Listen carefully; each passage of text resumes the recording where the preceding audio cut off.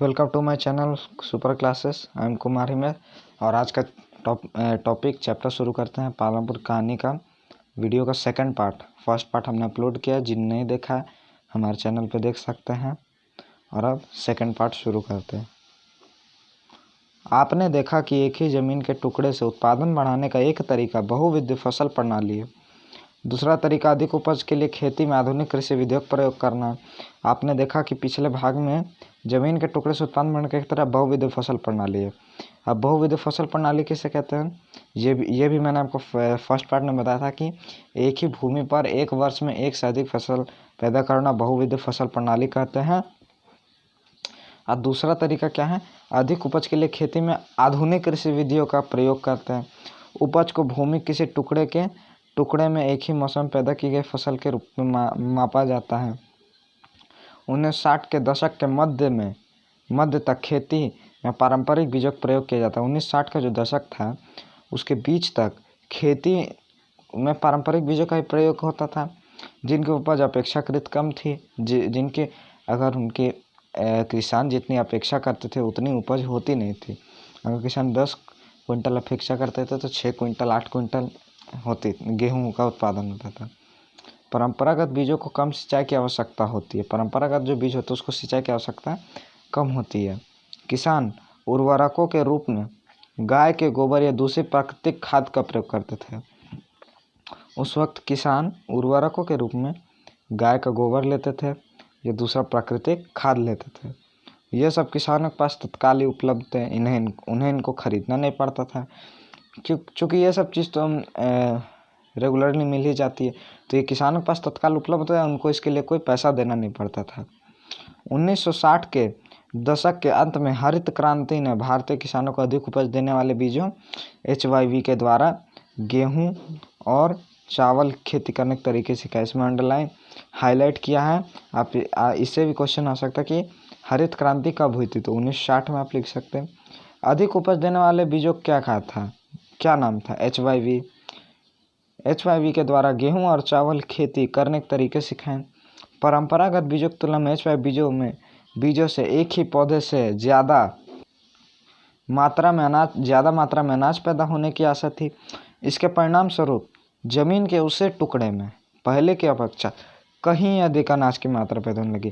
पहले अपेक्षा से कम होता था, अब अपेक्षा से भी ज़्यादा होने लगा।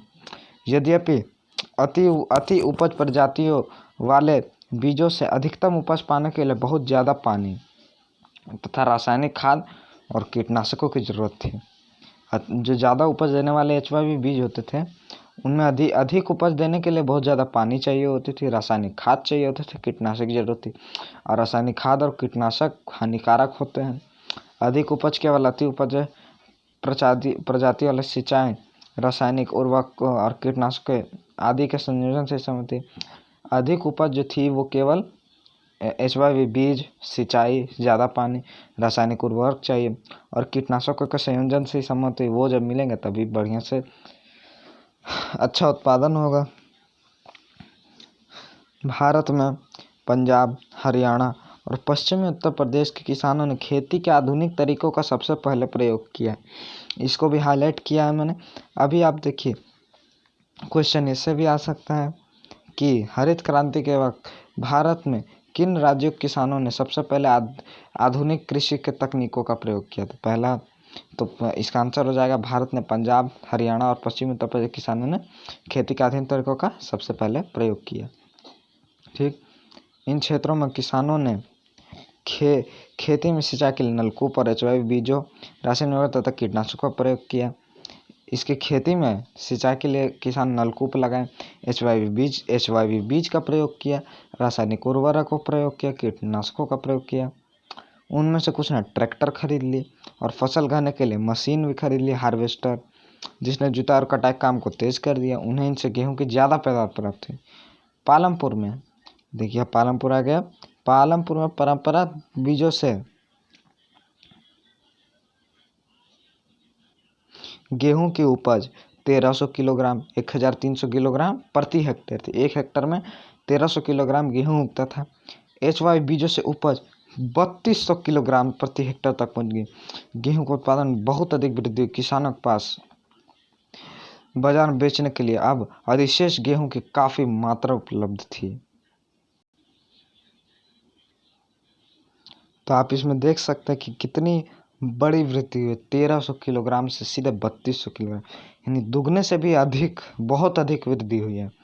अब किसान व बाजार में बेचने के लिए अब अधिशेष गेहूं काफी मात्रा, बाजार में बेचने के लिए बहुत गेहूं की मात्रा उपलब्ध थी। अब आप नीचे की सारणी में देख सकते हैं कि क्या क्या दिया। देखिए वो ये हरित क्रांति की शुरुआत का है। नीचे की सारणी में दिख रहा हरित क्रांति के बाद की फसल उत्पादन स्थिति। भारत में वर्ष 1965 से 66 में दालों का उत्पादन 1 करोड़ टन में दिया हुआ है। 1965 से 66 में दालों का उत्पादन 10 करोड़ था और गेहूं का उत्पादन भी 10 करोड़ था, मतलब बराबर था।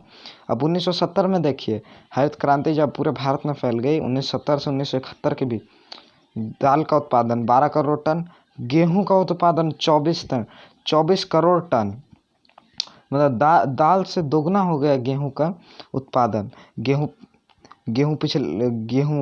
कुछ सालों पहले 10 करोड़ टन था, फिर कुछ साल बाद 24 करोड़ टन हो गया। ये हरित क्रांति का प्रभाव धीरे धीरे देखने को मिला। फिर 1980 से 81 दाल का उत्पादन 11 करोड़ टन, फिर से दाल का उत्पादन में कमी आ गई, लेकिन गेहूं का उत्पादन कभी कम नहीं हो रहा। आप ये भी देख सकते हैं 24 से फिर 36 करोड़ टन हो गई। 1990 से 1991 दाल का उत्पादन फिर बढ़ा, फिर 14 करोड़ टन, और गेहूं का उत्पादन और ज़्यादा बढ़ के 55 करोड़ टन हो गया। फिर 2000 से 2001 11 करोड़ टन दाल का उत्पादन फिर घट गया, लेकिन फिर गेहूं का उत्पादन बढ़ता ही गया, 70 करोड़ टन हो गया।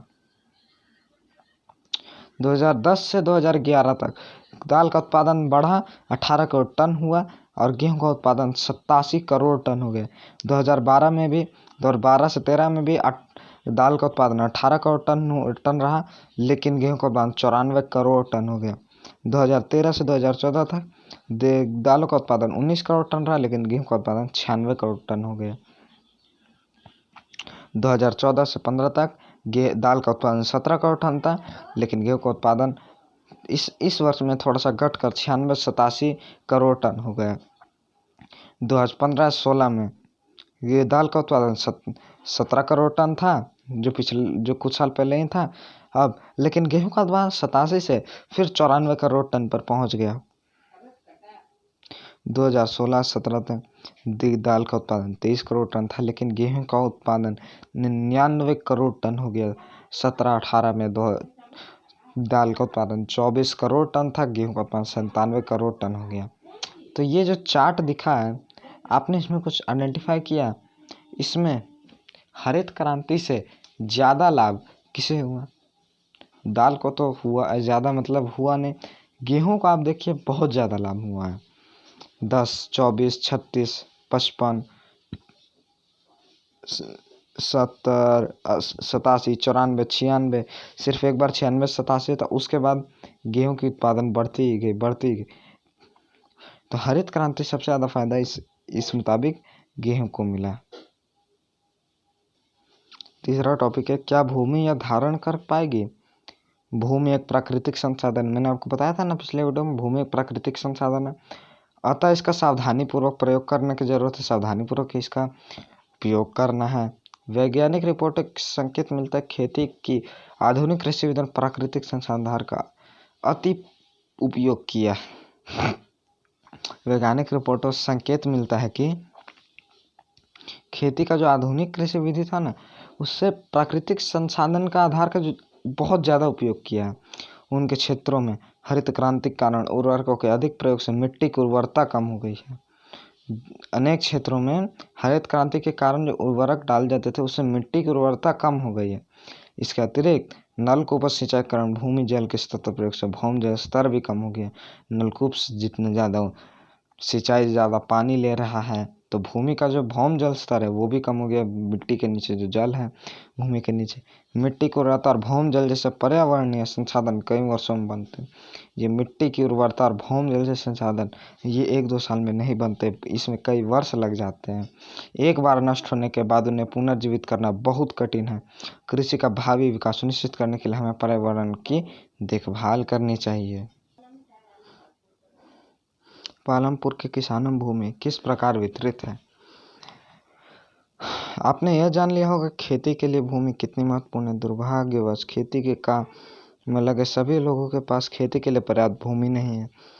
हमें पता है खेती के लिए भूमि बहुत महत्वपूर्ण, लेकिन दुर्भाग्य है खेती काम में लगे सभी लोगों के पास खेती के लिए पर्याप्त भूमि नहीं है जितनी भूमि चाहिए। पालमपुर में 450 परिवारों से लगभग 1/3 अर्थात 150 परिवारों के पास खेती के लिए भूमि नहीं है, जो अधिकांश दलित है।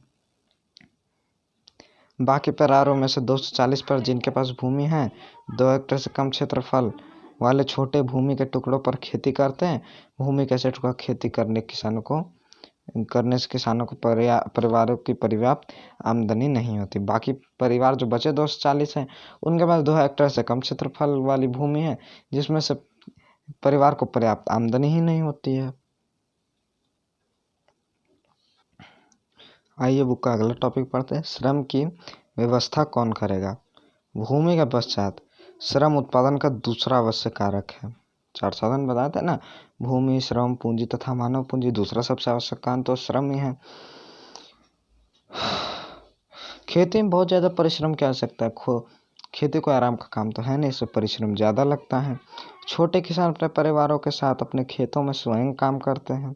छोटे किसान जो होते हैं वो कामगार को रखते नहीं, उनके खुद का गुजारा होता नहीं तो कामगार को क्या रखेंगे, इसलिए वो अपने खेत में स्वयं काम करते हैं। इस तरह वे खेती के लिए आवश्यक श्रम की व्यवस्था स्वयं ही करते हैं। श्रम की जितनी व्यवस्था वो खुद करते, खुद ही काम करते। श्रम वही होगा, श्रम की व्यवस्था करने भी वही होंगे। मझोले और बड़े किसान अपने खेतों में काम करने के लिए दूसरे श्रमिकों को किराए पर लगाते हैं। अब मझोले क्या आप समझें, मझोले मतलब है मिडिल क्लास, बीच में, ओके। और बड़े किसान अपने खेतों में काम करने के लिए दूसरे श्रमिकों का किराया देते थे और दूसरे काम करने वाले मजदूर लगाते थे, खुद खेती नहीं करते थे।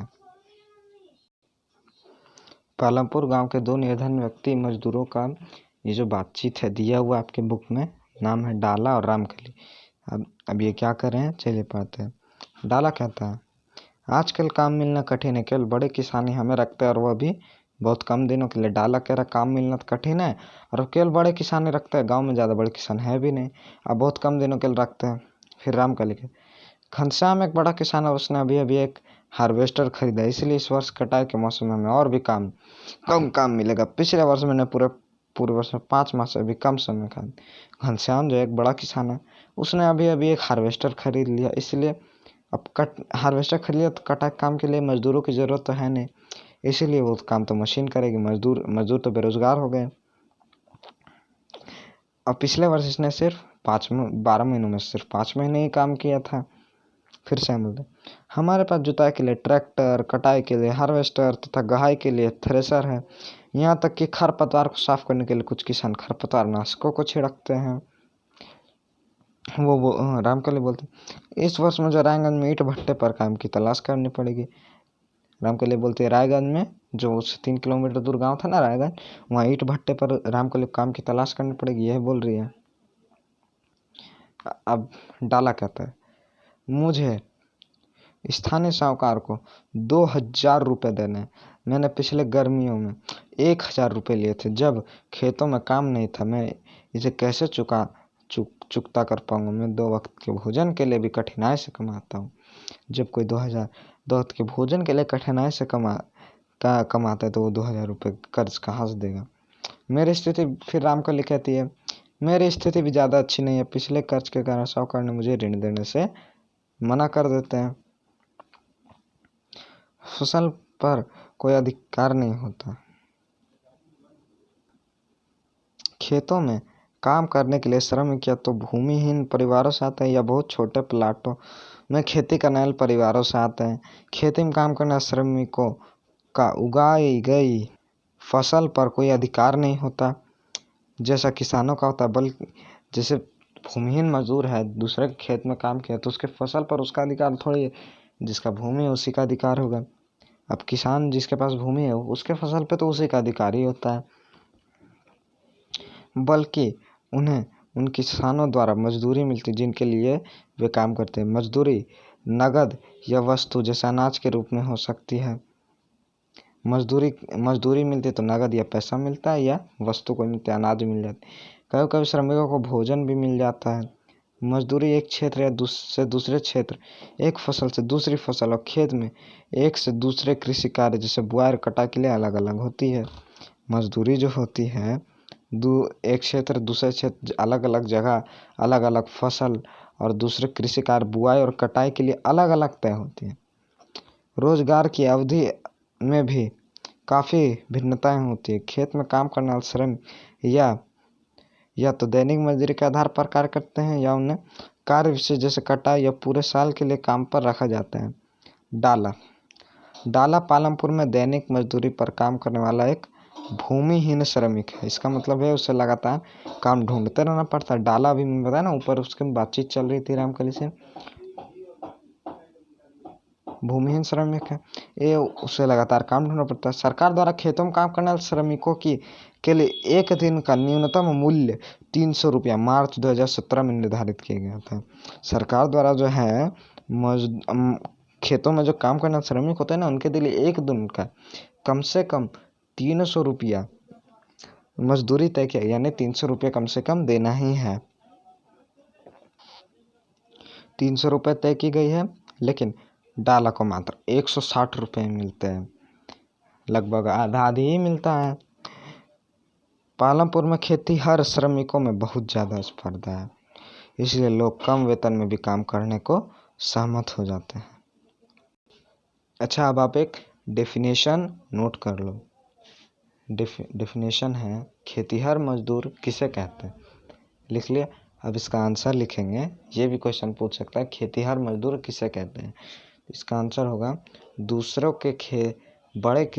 तथा बड़े किसानों के खेतों में काम करने वाले भूमिहीन श्रमिक खेतीहर मजदूरों की श्रेणी में आते हैं।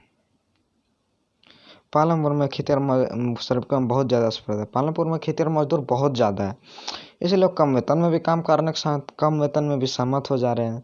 डाला अपनी स्थिति के बारे में रामकली शिकायत करता है, जो कि एक अन्य खेती रामकली जिस शिकायत कर रहा है डाला, वो भी एक खेतीहर मजदूर ही है। डाला और रामकली दोनों गांव के निर्धनतम व्यक्तियों में से है। खेती के लिए आवश्यक पूंजी आप पहले ही देख चुके हैं। खेती के आधुनिक तरीकों के लिए बहुत अधिक पूंजी की आवश्यकता होती है, अतः अब किसानों को पहले की अपेक्षा ज़्यादा पैसा चाहिए। परंपरागत कृषि में क्या चाहिए था, बीज चाहिए था। परंपरागत सस्ते मिल जाता था, अगर बाजार से खरीदना है तो। खाद गाय का गोबर हो जाता था, जिसके लिए पैसा भी देना नहीं पड़ता था, तो पूंजी कम लगती थी। अतः लेकिन आधुनिक कृषि में जो है, इसमें पूंजी ज़्यादा चाहिए। इसमें आपको आधुनिक बीज चाहिए, HYV, वो भी महंगे होते हैं। रासायनिक उर्वरक चाहिए, पानी ज़्यादा चाहिए, कीटनाशक चाहिए। ये सभी में जितना पैसा लगता है वो परंपरागत कृषि से ज़्यादा पैसा लग जाता है, इसमें पूंजी ज़्यादा लगती है। अधिसंख्यक छोटे किसानों को पूंजी की व्यवस्था करने के लिए पैसा उधार लेना पड़ता है। बहुत ज़्यादा छोटे किसान हैं, उनको पूंजी की व्यवस्था करने के लिए पैसा उधार लेना पड़ता है। वे बड़े किसानों से या गांव के साहूकारों से खेती के लिए विभिन्न आगतों की पूर्ति करने वाले व्यापारियों से कर्ज लेते हैं। जो किसान हैं, छोटे छोटे बेचारे किसान, वो गांव के साहूकार से लेते हैं। साहूकार क्या होता है, कर्जा देने वाला, ब्याज से पैसा कमाता है। विभिन्न आगत की पूर्ति करने व्यापारी जो होते थे वहाँ के बड़े बड़े, उनसे कर्ज लेते थे। ऐसे कर्जों पर ब्याज की दर बहुत ऊंची होती है। कर्जों पर जो ब्याज की दर होती है बहुत ऊंची होती है। कर्ज चुकाने के लिए बहुत कष्ट सहने पड़े। आप अभी खुद ही देख लो, SBI में आप पर्सनल लोन लेते हो तो 9% ब्याज रहता है, कम ही। मुथूट फाइनेंस में क्या 0.11%, 0.9% इंटरेस्ट काफ़ी कम है। लेकिन गाँव में जो साहूकार ऋण लेते हैं, ये बहुत ज़्यादा इंटरेस्ट 20% इंटरेस्ट लेते हैं, 28% इंटरेस्ट लेते हैं, कभी कभी 38% भी इंटरेस्ट ले लेते हैं, जितना ये कर्ज लेते हैं प्रति माह, प्रति साल नहीं, ये प्रति माह, प्रति 6 माह या 1 साल का ये लोग इंटरेस्ट इस तरह से काटते हैं। यहाँ बुक में सविता कहानी दिया है। सविता एक लघु कृषक है। वह अपनी 1 हेक्टेयर जमीन पर गेहूं पैदा करने की योजना बनाती है। बीज और कीटनाशकों के अतिरिक्त उसे पानी खरीदने और खेती औजारों की मरम्मत करवाने के लिए नकद पैसों की जरूरत थी। सविता को जो लघु कृषक हैं उसे पानी खरीदने के लिए, खेतों के औजारों की मरम्मत कराने के लिए, हल जैसे हो गए, और कीटनाशक भी चाहिए थे। आधुनिक कृषि कर रही थी तो उसके लिए पूंजी चाहिए थी। अब सविता का अनुमान है कि कार्यशील पूंजी के रूप में ही उसे 3,000 रुपये चाहिए, पूंजी चाहिए, 3,000 रुपये चाहिए सामान खरीदने के लिए। उसका ऐसा अनुमान है। उसके पास पैसा नहीं है, इसलिए वह एक बड़े किसान तेजपाल सिंह से कर्ज लेने का निर्णय लेती है। तेजपाल सिंह से किस ऋण लेने खोजती है कि बड़ा किसान है। तेजपाल सिंह ने सविता को 24% की दर पर 4 महीने के लिए कर्ज देने को तैयार किया। देखें, आपने देख लिया, मैंने बताया था ना कि गांव में जो किसान ऋण लेते हैं उन पर ब्याज बहुत ज़्यादा होता है। 24% आ गया ना। 4 महीने के लिए कर्ज देने को तैयार है, जो ब्याज की एक बहुत ऊंची दर है। सविता को यह भी वचन देना पड़ता है कि वह कटाई के मौसम में उस खेतों में श्रमिक के रूप में 100 रुपये प्रतिदिन पर काम करेगी। देखिए क्या हो रहा है, एक तो ब्याज भी देना है छोटे किसानों को, उसके बाद भी जिस किसान ऋण दिया है उसके खेत में श्रमिक को मात्र 100 रुपये प्रतिदिन पर काम करनी पड़ेगी। आप भी कह सकते कि यह मजदूरी बहुत कम है। सविता जानती कि उसे अपने खेत की कटाई पूरी करने में बहुत मेहनत करनी पड़ेगी। उसके बाद तेजपाल खेतों में श्रमिक की तरह काम भी करना होगा। कटाई का समय बहुत व्यस्त होता है। 3 बच्चों की माँ के रूप में उस पर घर के कामों की बहुत जिम्मेदारी है। सविता इन कठोर शर्तों को मानने के लिए तैयार हो जाए, क्योंकि उसे मालूम है कि छोटे किसानों को कर्ज मिलना बहुत कठिन है। छोटे किसानों का विपरीत मझोले और बड़े किसानों को खेती से बचत होती है। इस तरह वे आवश्यक पूंजी को व्यवस्था कर लेते हैं। इन किसानों को बचत कैसे होती है, आप इसका उत्तर अगले भाग में पाएंगे। चलिए अगला भाग पढ़ते हैं। टॉपिक नंबर 7, अधिशेष भूमि उत्पादों की बिक्री। अधिशेष कृषि उत्पादों की बिक्री। मान लीजिए किसानों ने उत्पादन के तीनों कारकों का प्रयोग कर अपनी भूमि में गेहूं पैदा किया। गेहूं की कटाई की जाती है और उत्पादन पूर्ण हो जाता है। गेहूं कटाई कर लेता है, उत्पादन पूर्ण हो जाता है। किसान गेहूं का क्या करता है किसान, वह परिवार के उपभोग के लिए कुछ गेहूं रख लेते हैं और अधिशेष गेहूं जो बच जाता है गेहूं उसको बेच देते हैं। ओके।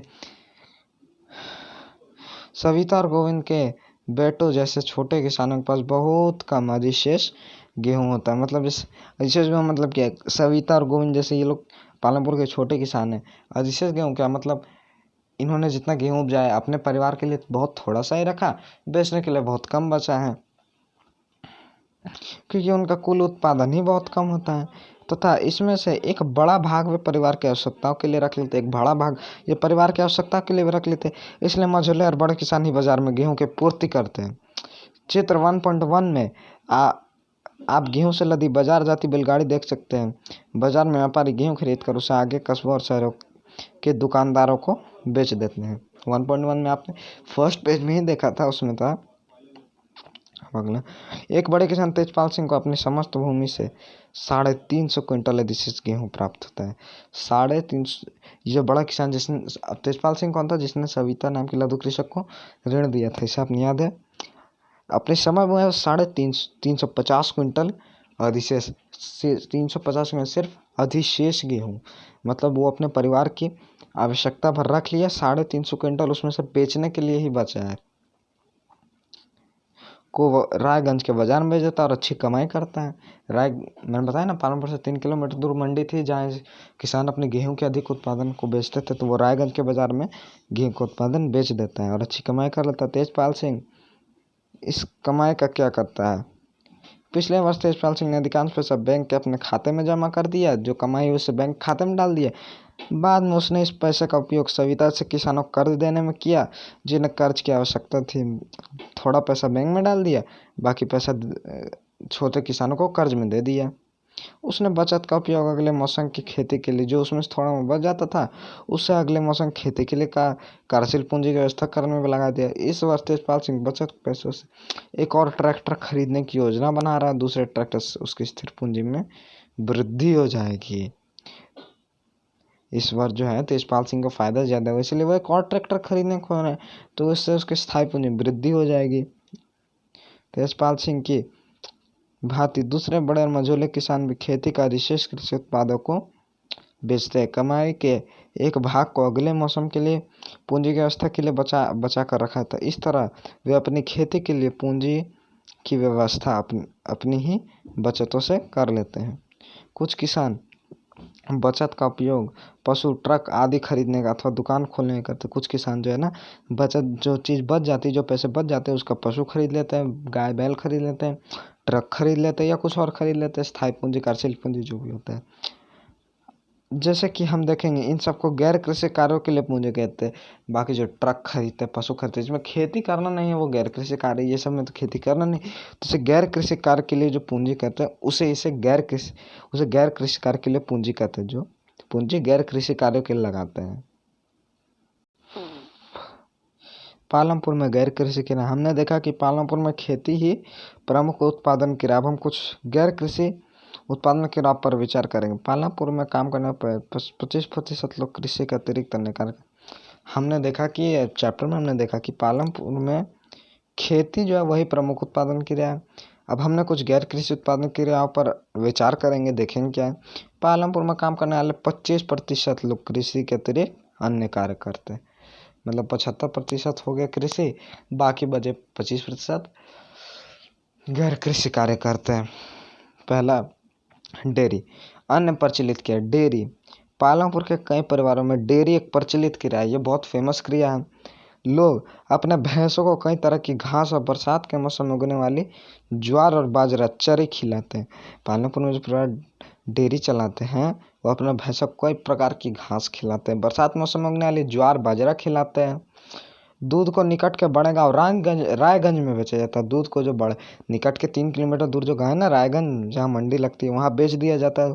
शाहपुर शहर के 2 व्यापारियों ने रायगंज में दूध संग्रहण व शीतलन केंद्र खोला हुआ है। शाहपुर शहर के जो 2 व्यापारी हैं, रायगंज में दूध रखने के लिए और उसे ठंडा रखने के लिए केंद्र खोला हुआ है, जहाँ से दूध दूर दराज के शहरों और कस्बों में भेज दिया जाता है। वहाँ दूध को सेव करके रखा जाता है, बाकी दूर जगह एक्सपोर्ट कर दिया जाता है, इंपोर्ट एक्सपोर्ट। ओके, आगे पढ़ेंगे।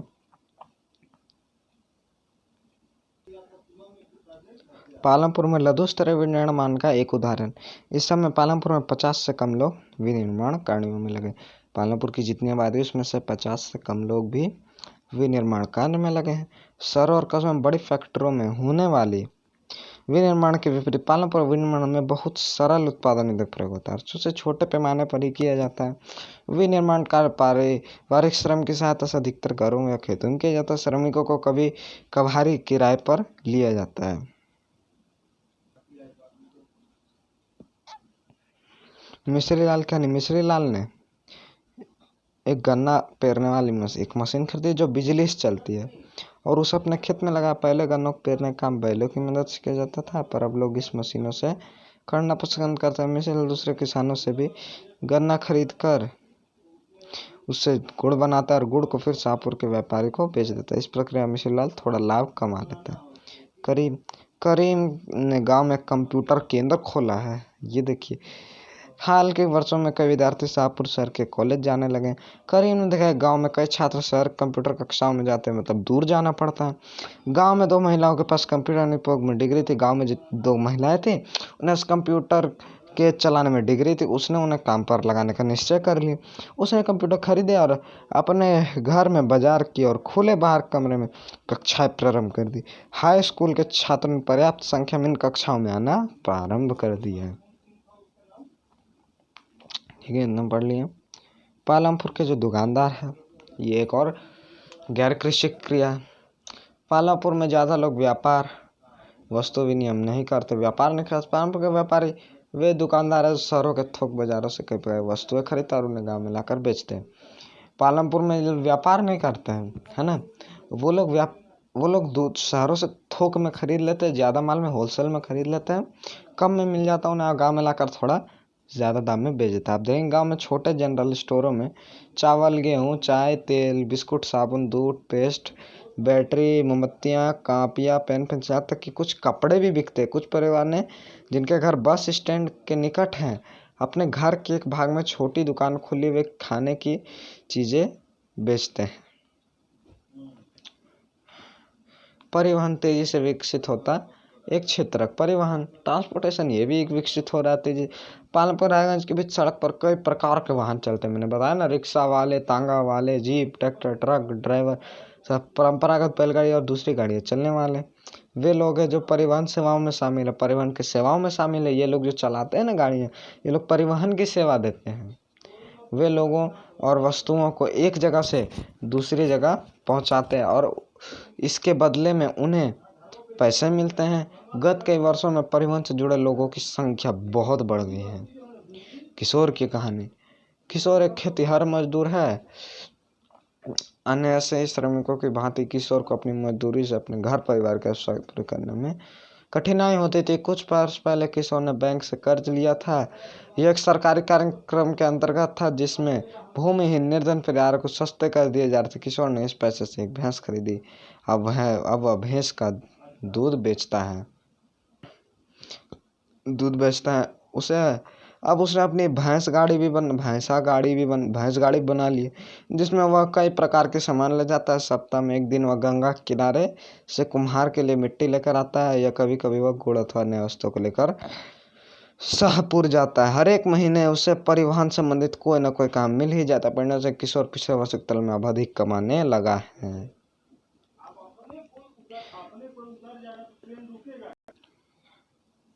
ठीक है, तो हमारा ये जो चैप्टर की रीडिंग है ये ख़त्म हो चुकी है। सारांश है और क्वेश्चन आंसर भी है, जो हम अगले वीडियो के पार्ट में करेंगे। सो तब तक के लिए तो आज के लिए इतना ही। तब तक के लिए take care and bye bye. और इस वीडियो को अपने दोस्तों के साथ ज़रूर शेयर करें और हमारे चैनल को सब्सक्राइब करें। और आगे आपको कौन सी टॉपिक पे वीडियो चाहिए आप कमेंट करें, हम उस टॉपिक पे वीडियो जल्दी बनाने की कोशिश करेंगे। धन्यवाद।